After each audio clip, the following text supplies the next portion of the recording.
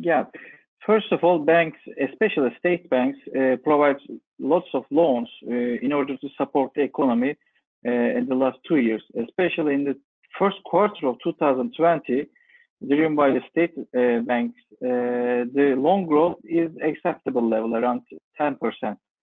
When we consider about the liquidity problem, first, Central Bank of Turkey provides lots of liquidity measures in order to protect the sharp instant stop. For instance, the government recently purchased around more than 43 billion Turkish lira bonds from the market in order to provide liquidity to banks.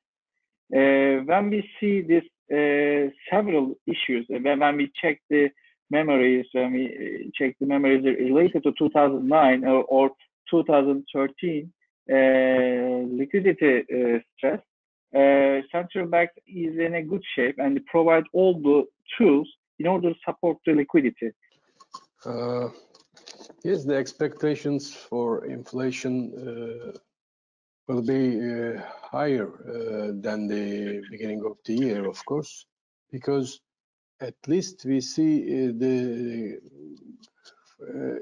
Turkish lira depreciation today from, for example, the US against US dollars from 680 to 690, and it's now going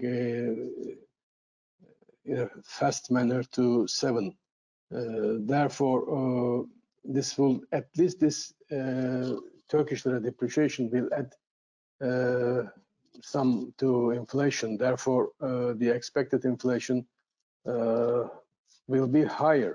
And in steel business also, we are directly seeing this.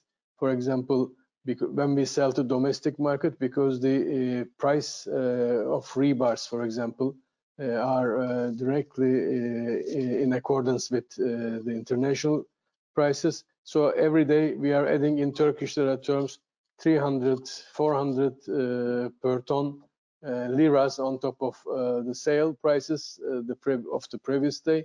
Therefore, this shows us that how big the inflation will be. But again, it depends on how short this pandemic effect disruption will be over. Then I think the government will take the measures to ease the inflation. I remember we discussed with some buyer in Turkey like last week, and they were ready to buy at 310. But now today I was discussing, they told that the Russians increased the price to 360, but the HR price is like 380, 390. I didn't, there is no 360 anymore in the market. It's a very small gap. I think something is wrong in this pricing. I agree. But as MMK, we are not offering at the moment slab. So I don't know the real slab prices for the moment. I will much more also talk about the Chinese factor and effects on the shipping, as well as in Turkey, also in other countries. As you know, today around 90% of world trade is carried by the international shipping industry. Without shipping, the import and export of the goods on the scale necessary to sustain the modern world would not be possible. Shipping is inherently the servant of the economy, even if sometimes we are unaware of this fact. To actually understand why the shipping is in the favored way of transport, I can count you 4 reasons. It's cheaper, it's the ideal way to move big volumes of cargo, it is safe and eco-friendly. Yeah, notwithstanding the current situation, the long-term outlook for the industry remains very good. The world population continues to expand. Emerging economies will continue to increase their requirements for goods and raw materials until the time this coronavirus appeared. Honestly, I like to be optimistic as well. like other speakers? Trade. Well, we are not buying much hot rolled, some cold rolled. Our main incoming material is galvanized steel, which seems to have less price increase at the moment. I mean, as I told, scrap increased some, hot rolled increased some, but because of the lack of demand, galvanized steel is more stable. It may increase over time, but everybody is, you know, reluctant to increase because you know, there is not much demand. But I mean, what I believe is from I run two scenarios. If things go bad, so if the market goes worse, so what would you expect? So there is an additional scenario of mills shutting down. Normally you may shut down because you don't have orders, but there is now an additional scenario. You may also shut down from a pandemic in your mill. You will be away from globalization for a while because now everybody has concerns, everybody has issues. We don't know how long this is going to continue, because the longer it goes, the bigger the damage that we're going to face. So there are different scenarios. How far the world economy will shrink? That's one of the major questions that needs to be answered, and nobody has, I believe, so far the answer. The consumption definitely is going to go down. I mean, no matter what. So I don't think that we'll all get affected. Chinese, yes, seems relatively okay today, but still, we don't know whether it ended there. I mean, there are some news that in certain areas that it's popped up again. But what I can say, as far as the Turkish export or the steel industry is concerned, no, we're not going to go back to the old days. I think we will suffer. Number one, the reason, you know, the industry in Turkey, as far as steel is concerned, is heavily dependent on the export. Half of the industry produces long products, which is the lowest value-added side of the business, and needs to be exported. But the world is getting more and more protected. And main trade partners for Turkey, or the main markets, were Middle East, Europe, and US. And none of those today is an area that Turkey can do as much as it did in the good old days. Middle East, it becoming number one, politically unstable, and it seems it will continue. Number two, they have their own production.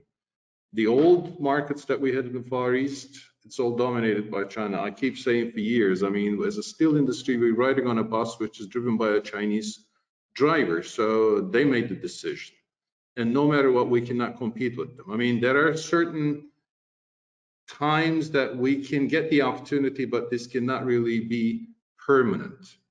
Coming to Europe, the European steel industry is so old, so uncompetitive. So these are the last for them to survive, and they will do every opportunity to protect themselves. And you see how aggressively they're pushing Commission to put more protective measures. Even the safeguard didn't satisfy them. So now in the second review, they're pushing the Commission to reduce the current quota rates down to 70% of what it was initially announced. Coming to US, I think the gloomy days are over, and now they're approaching to a new election. God knows how it's going to end. It's so complicated, but under these circumstances, they're not going to allow imports to come back again.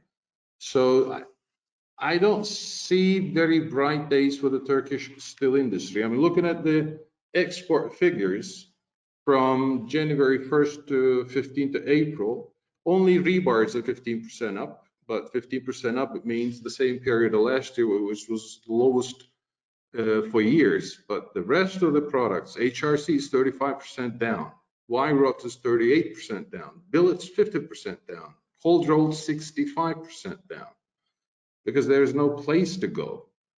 Actually, we are the small and B2 kit of the steel market, because the share of the stainless steel is just 3% of the whole steel production in the world. In Turkey, in flex business, just 4%. But as quantity, as value is the 12%. We have share in the all steel consumption. Turkey is the 12th biggest stainless steel consumer market in the world. but there is no integrated stainless steel mill in Turkey. That's why Turkey is an import market for stainless steel, and you can consider the import numbers as also consumption. In Turkey specifically, right now, for the local market, it is not so positive in my belief. For the export market, they still have the difficulties, but for some markets, depending on the closing and opening of the market because of Corona, they may do something and they may differentiate, because some markets will be open, some will be closed, but it is going to affect the volume of the business. The only advantage is the short distance. That is why they may prefer the Turkish sources if they need to import. And for the integrated means, also it's going to be difficult for some in some developed countries, such as in North America. For instance, US still also may have big difficulties. In Europe also, integrated mills may have some difficulties, and Turkey is mainly producing from scrap arc furnace process. This would be something, an advantage from time to time, not continuously, but for an opportunistic entrance to the market, the Turkish mills may use this type of advantages from time to time. But for a certain period of time in the short run, of course, it's going to be highly challenging. But in the medium term, they may start to use this type of opportunities and flexibilities for some specific regions. That is why they need to follow all the potential market very closely. Thank you, Ugur, Tolga, Mehmet, Omur, Taylan, Erdem, Bears, and Serkan.